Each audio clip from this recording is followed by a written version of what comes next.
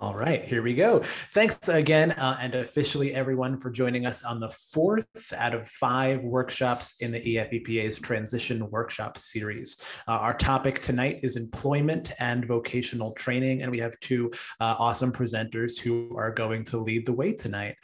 First up is Mark Natale. He's joining us on behalf of Malamut and Associates, which he joined in 2020, bringing with him a specialty in representing plaintiffs in employment litigation. Mark has spent his career representing employees in discrimination, wrongful termination, whistleblower, sexual harassment, disability, and other workplace claims. So without further ado, Mark, you're up. Excellent. Thank you, everyone. It is great to see everyone virtually tonight and great to be back here at this great event. I'm going to talk just for a little bit, just about the background, about what I do and what some of the framework of your rights are in the workplace. But then I really want to turn it over because, I want this presentation to be about your questions and your concerns. So I won't have too long of a presentation myself. As you might have heard in the introduction, my name is Mark Natale. I work at Malamut and Associates. I represent employees in litigation against their former employers. I represent clients throughout the state of New Jersey, from Cape May down to up towards New York City, and throughout the Commonwealth of Pennsylvania, from Philadelphia to Pittsburgh. And among the types of claims that I bring are disability discrimination lawsuits, which I would consider to be one of the most common lawsuits I file.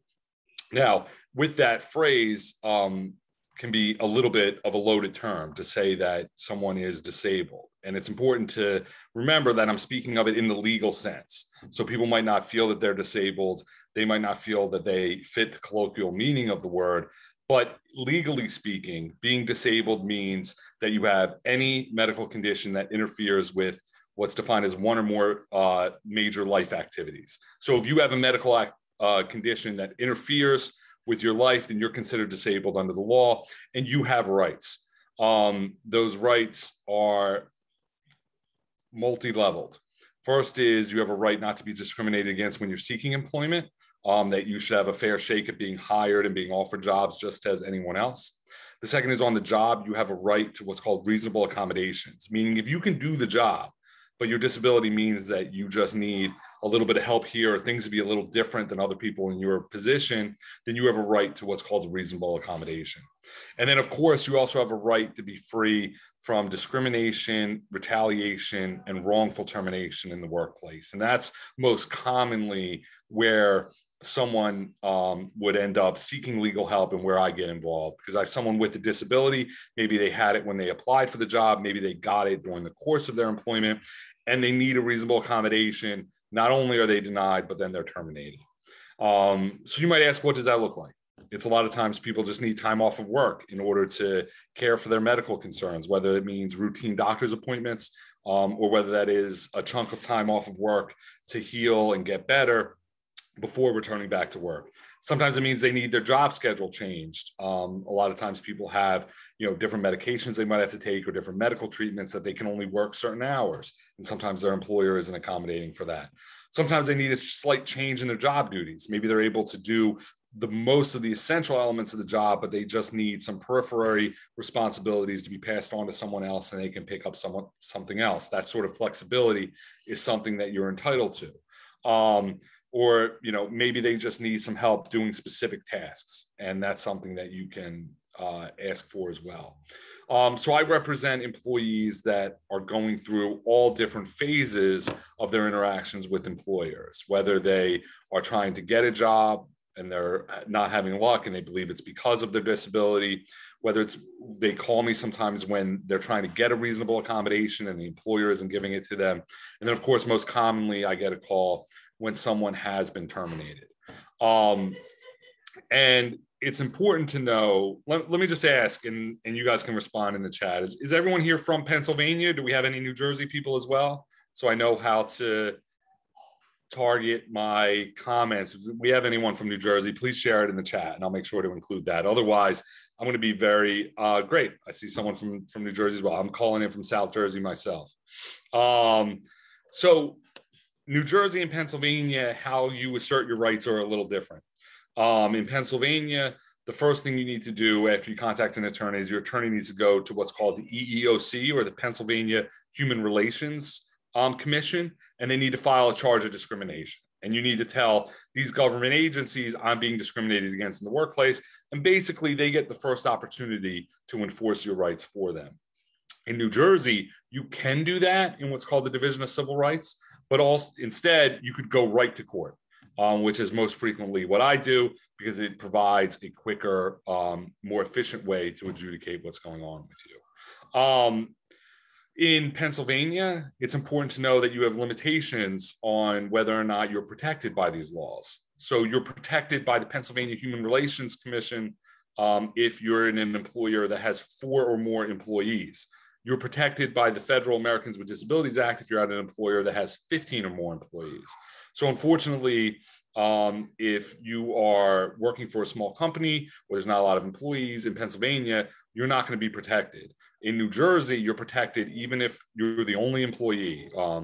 And that is crazy. Now, I do have my first question. I'm happy to start answering questions whenever anyone else has them. Of course, I don't want to overstep for my co-presenter, whenever they're ready to chime in as well. But I see the question of what if you were self-employed and work in PA? So I would need to know a little bit more about the situation, because you don't have rights just in the employment law setting. You also have rights to public accommodations. You have rights when doing business with others, that they can't discriminate against you for your disability. So that's something that we would need to talk a little bit more, but would go outside the employment setting. Obviously, if you're self-employed, then you don't have an employer who's discriminating against you. You have someone else probably who you're trying to do business with that is, discriminating against you. So I want to talk a little bit about what you can ask for in the workplace, or what that I've seen that people with epilepsy might need in the workplace, my clients that I've represented. A lot of the clients that I've represented, that have epilepsy have told me that one of the things they request in the workplace are breaks. These might be breaks to take their medication. This might be breaks because it helps them better manage their medical symptoms. This is something that you can ask for in a reasonable accommodation. You also, if there's an issue with your employer paying you with your breaks, then you're eligible for what's called intermittent leave, which is you can take medical leave that isn't, set aside as one block, that maybe you just need an afternoon here, a morning here. It can be as short as needing more 15-minute breaks. You can have that built in as an intermittent leave that you can take. So a lot of times what I do is when people call me early on, I try to walk them through the process of how you request it. Because even though you have all of these rights in the workplace, in order to assert them, you need to contact your supervisor, your human resources department, or your boss, and you need to ask them. Your employer isn't required to do anything until you ask them for it. So a lot of times we have people who are frustrated, but the best calls I have are the ones where I'm able to give them advice and say, this is what you need to ask for. This is what you need to bring to your workplace. And then I don't hear from them again, or I hear from them and they say, I don't need to go forward with the lawsuit because I know their employer did the right thing and took care of them. But if they don't, that's when a lot of times we'll go to the PHRC or the EEOC, or we'll file a claim in court. Does anyone have any questions about what their rights are in the workplace, or what sort of things they can ask for? Mark, it looks like we have something in chat about applying for a job. Can you request for certain days and hours? Let me see. I'm sorry, I don't see that in the chat, but okay, sure. So if the question is generally like, can you request certain days and hours when you apply to a job? The answer is yes. But the important thing is you're going to want to self-disclose that you need to schedule because of a disability, because of your medical condition. If you simply just ask for it, they're under no obligation to give it to you. But if you disclose, I need these days and hours because I'm dealing with a medical condition, then they have an obligation to try to accommodate you. And if you feel that you don't end up not getting the job because you asked or because you disclosed that you had a disability, then you can end up bringing a claim. Thank you.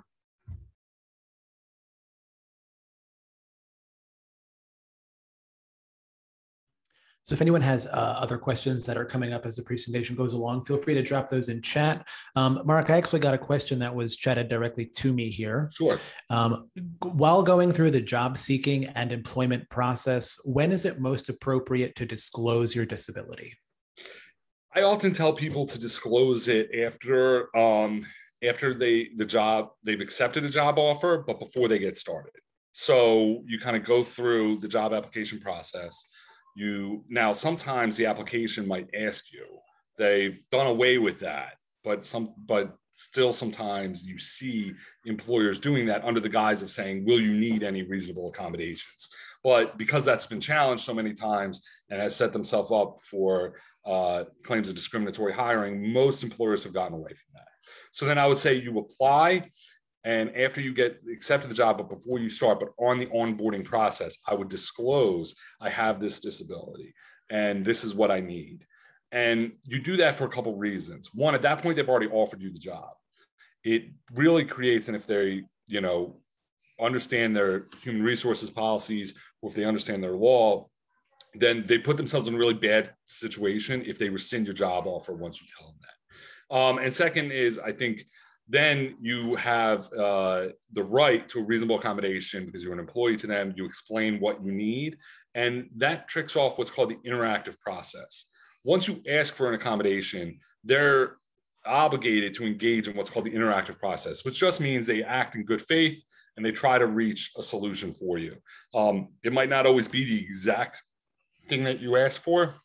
They're not obligated to meet your requirement exactly, but they are obligated to try and come as close as they can if they can. So I would say after you get a job offer, but before you start is the best time to disclose. Thank you.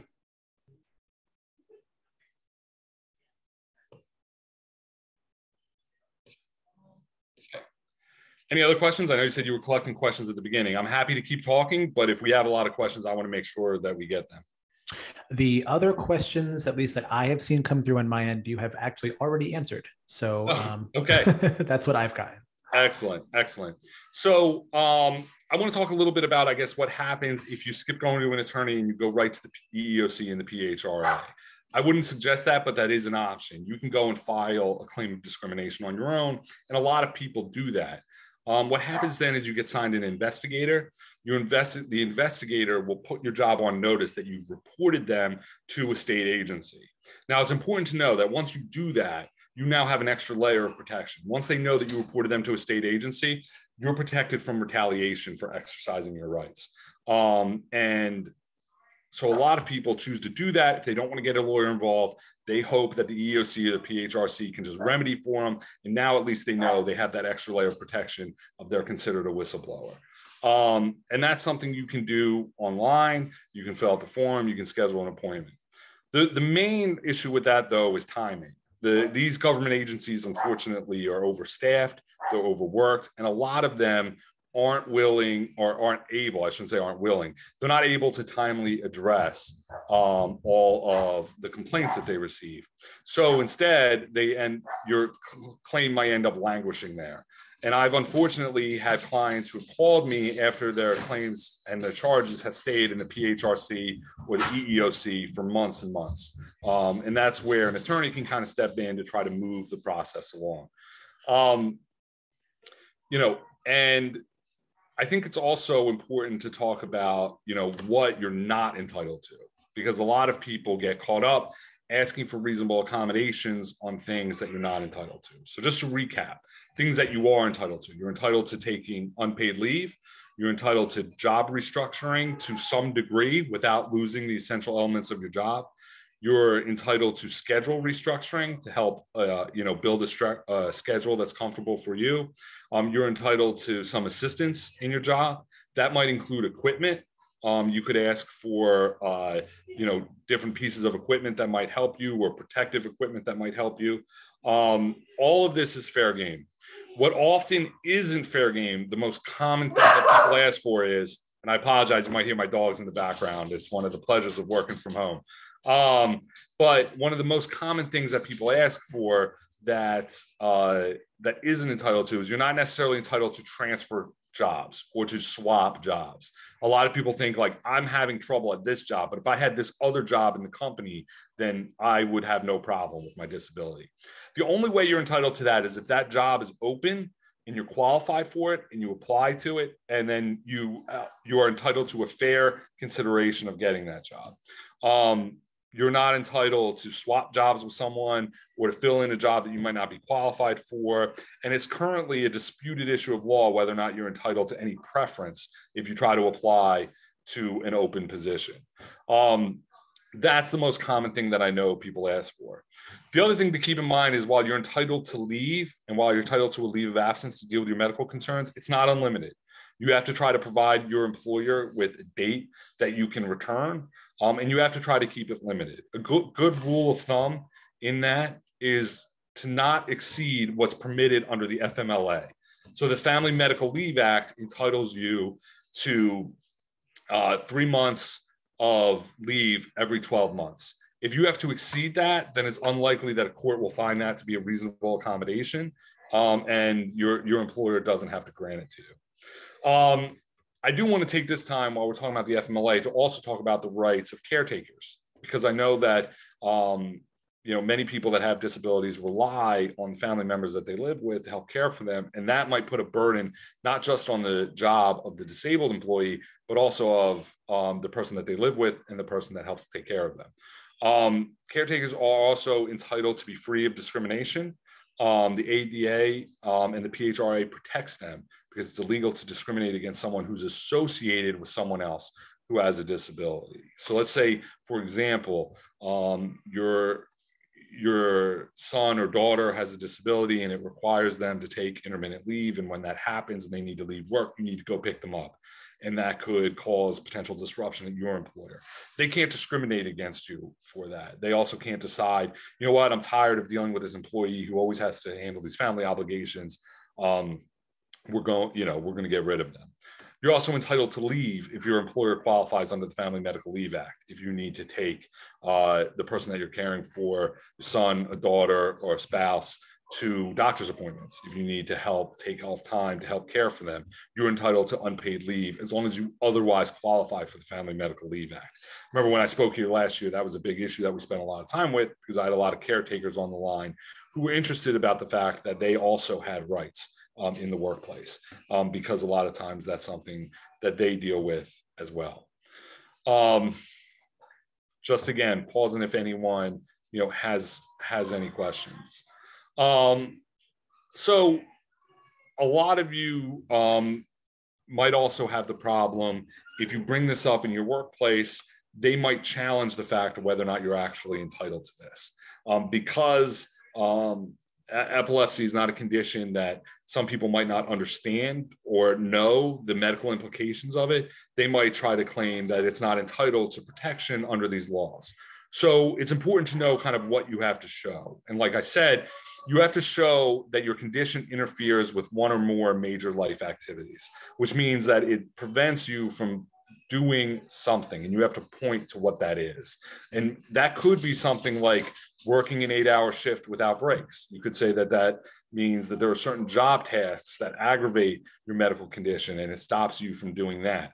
It could, stop you from performing certain manual tasks if it interferes with your ability to do that. It's important that you are able to articulate what it is that the condition is stopping you from doing in the workplace and how you need help from that. And it kind of goes back to one of the axioms of what I have to explain to people most often. There's a difference between being discriminated against while having a disability and being discriminated against because you have a disability. And what's protected under the law is the because of. You have to show that what's happening to you at work is linked to the limitations of your disability and not simply, well, I'm getting fired and I have this disability, that means I have a lawsuit.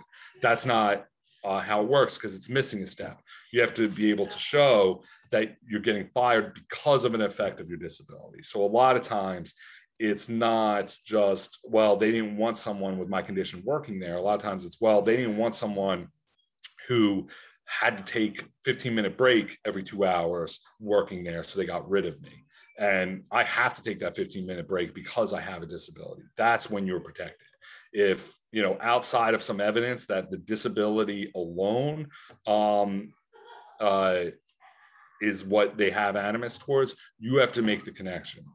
I know this has come up before to me too with clients that have had epilepsy, is when employers find out they have epilepsy, they think it's going to limit them in a way that it actually doesn't. So that's what's called perceived disability. So perceived disability is when your employer believes that you are going to be have problems doing the job, that you're not going to be able to do the essential functions of your job, even though you actually could. And that happens again with a condition like epilepsy, where your employer, your managers might not understand exactly what the medical symptoms are or what impact it has in the workplace. So what happens in that scenario? Typically it means you're working, everything's going fine. At some point, they find out that you have epilepsy. Maybe it just comes up in conversation. Maybe you try to raise it because there's some small change that you need. At that point, your employer is paranoid and concerned that you can't do the job. I had a client where this happened, and suddenly they stopped letting him operate certain equipment. They started taking away job responsibilities from him. And it had nothing to do with the fact that he had epilepsy. There was nothing about his epilepsy that impacted his ability to perform these job functions. The problem was the prejudice that his employers had was that this condition would be debilitating, that he wouldn't be able to do his job. That also is protected, and that also is a form of discrimination. It's called perceived disability because they believe that you have limitations that you don't actually have. So it's very important that when you ask for an accommodation or when you bring up you have a disability, that you document and you make clear, this is what my actual limitations are, and this is what I can actually do with no problem. And I often encourage people, it is crucial to put this in writing, because what you don't want to do is get in a position where it's, just your word against theirs, and they're claiming that you told them you couldn't do X, Y, and Z, when really it was only X that you had a problem with. And you are able to clearly articulate what it is that you can and can't do. And I often encourage people to make sure that all of their complaints, all of their requests, everything be put in writing for this. So that way you can prove when it's actually your employer who is trying to put these limitations on you and not the other way around.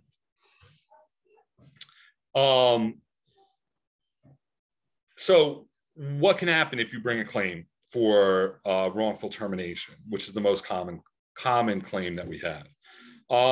The statutes allow for different categories of damages. One is, if you want, you can get your job back. So practically speaking, this is the least common remedy that we have, because most of the time people don't want to go back to a place that they were discriminated against. And also, even if they do, the employer doesn't want to bring them back for whatever reason. They feel that it might give up their position in the lawsuit, and it might make it seem like that they weren't right. They think that they shouldn't bring back someone who sues them or things like that. So if you don't want to go back, then most commonly you can get your lost wages, which is the time that you spent unemployed after you got terminated.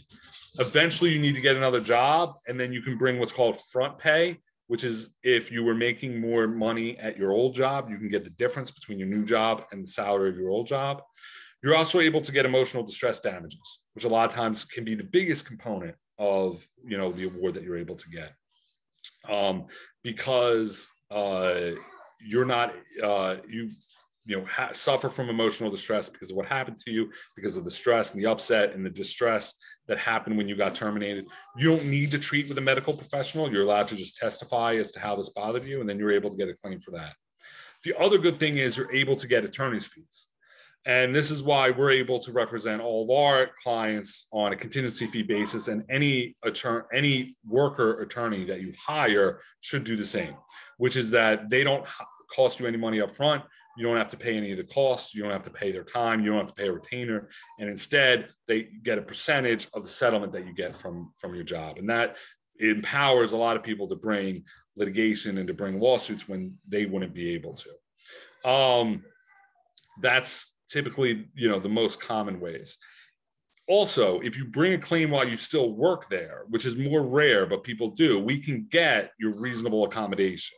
So if you don't want to leave your job, you just want to be accommodated, you could bring a claim, and you could do this either through the PHRC or with an attorney, and you could get an order that says they have to provide the reasonable accommodation to you. There's also a plethora of other things we can do. We can get them to change their disability policy. We can get them to have training on reasonable accommodation. You can really enact some positive change in your workplace beyond just your own employment through these statutes. The law enables you to do that. And that's one of the more positive things, is when you're able to bring about this change. The important thing to keep in mind, if any of this happens to you, is that there are strict time limits for which you can bring your claim. If you're filing under the PHRC, you only have 180 days from when the discrimination occurs to bring your claim. That's only 6 months. So you need to make sure that you don't sit around and consider what you're going to do. If you're filing with the EEOC, you have 300 days. So it's about 10 months, a little shorter than a year. If you're filing in New Jersey, you do have 2 years. But still, it's not something you want to sit around and wait for, because once those deadlines pass, there's nothing you can do to fix it. And then you're going to be without your rights. I get a lot of people who come to me and they're unsure about what they can do about bringing a wrongful termination suit or applying for Social Security disability. The important thing to keep in mind there is the number one thing you can't do is do both. And you have to pick one path or the other. And it's really a very simple question. I ask people, are you able to work physically? Sometimes people call and they feel they were discriminated against, but at the same time, they say, you know what, my medical condition, I can't work right now. If you can't work, then you're not going to be able to bring a claim for what happened to you, because what the law says is what happened to you isn't discrimination. It's because you're not able to do the job. You have to show that you're able to do the job. So at that point, I try to shift those potential clients over to a Social Security disability lawyer who's able to file that claim for them. And that's, one of the biggest questions that people have when they get started with us. Only have a few minutes left, so I wanted to, again, just kind of open up the floor if anyone had any questions. I know I'm kind of just throwing a lot of information at you. I don't really believe in PowerPoint, so I apologize for just talking. Mark, I have a question for you. Sure. What if a person, they have epilepsy and they have a seizure action plan that says, okay, if I have a seizure if it's under a minute, I come out of it, I didn't get hurt, I do not want an ambulance to be called. Does the employer have to respect that? Or can they kind of do what they want as their reaction to a seizure? Not having the ambulance called is the tricky part. That's going to be the hardest part to tell an employer not to do. They're not going to be required to do that, because you can't legally require someone not to contact law enforcement. That's how the law looks at it, right? You can't tell someone they're not allowed to call a first responder. But the rest of the Seizure action plan, outside of that, is something that you can impose on your employer that they have to do. And someone asked about, when to disclose. This is the perfect thing to bring up after you get offered the job, but before you start. You should let them know, I have epilepsy. Here's my Seizure action plan. Please tell me if any of this is going to be a problem. And it gets judged through the same lens that the rest of reasonable accommodation does. It's whether or not it would be an undue burden or it would be difficult for them to enact the Seizure action plan. And that has to do not just with epilepsy, but with any medical conditions that might require care by the individuals that you're working with. If it would put them, if they could articulate how it would put them at risk, if they could articulate how their people aren't trained to do this, or their people aren't equipped to do this, or require something that's overly complicated, then they're not going to have to honor it. But if it's as simple as, helping administer medication or waiting or contacting authorities or something like that, then that's the easiest thing to get them where they have to say that they would do. But if it, requires, I remember working with a client that had a different medical condition that required administration of a shot, if something happened. And because that wasn't going to end up being something that they could force, because they said the employees there weren't trained to do that.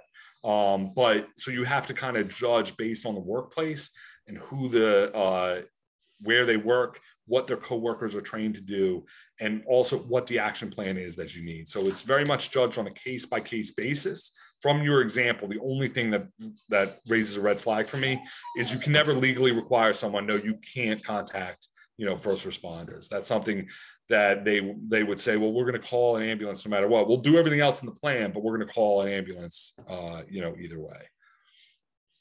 Okay, thank you, Mark. We do have another question in chat. In an office setting, should anyone outside of management supervisors be made aware of a seizure action plan?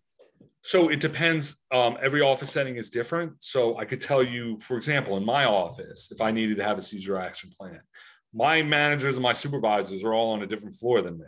So, and my managers and supervisors a lot of times aren't there because they're in court or they're out of meetings or something like that. So I would need, in order for it to be effective, to tell other people. In different office setting, that might not be necessary. The office manager might always be sitting right there. The supervisor might always just be sitting right there, in which case you don't need to tell anyone else. But in order for it to be effective, it needs to be distributed to a degree where they can assure that it's effective. So it would depend on your office setting and what the specifics are. I see another question too. I was discriminated against working as an interpreter.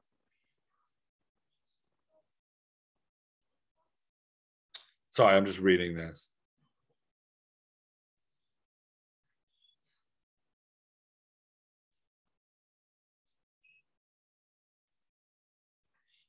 Yeah, I mean, I think what you described about what happened to you at CHOP would be discrimination, particularly since it involves things that happened when you weren't even on the job. So they can't claim that you were acting inappropriately on the job. It claims people's perception of what you were doing outside of the job and that they ended up discriminating against you for that. Unfortunately, since it happened 5 years ago, there's nothing that can be done about it at this point. But I think what you described was discrimination. And certainly we would argue that.